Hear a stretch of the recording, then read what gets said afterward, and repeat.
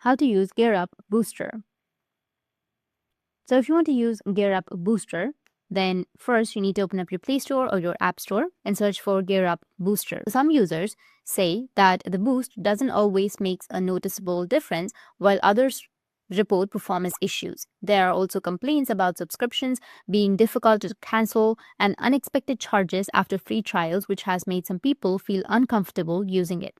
So keep that in mind before you proceed.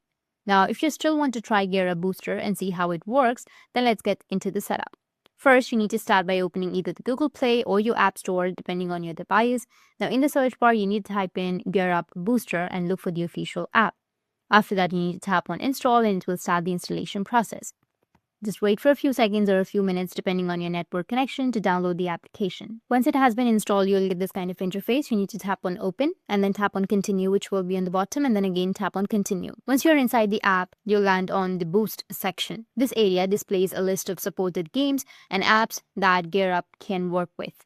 At the bottom right corner, you'll see a MI section. On the bottom, you'll see a Me section where options like redeeming codes, sending feedbacks, accessing help articles, and managing your account are located.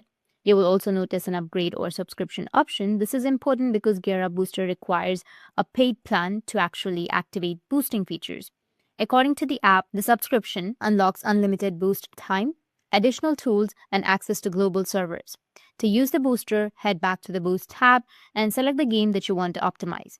For example, a game like PUBG. After selecting the game, choose a server region. You can either manually pick a region or leave it on automatic selection. Once that's done, the boost option becomes available. However, you won't be able to activate it unless you have an active subscription. This is one of the main drawbacks of GearUp Booster.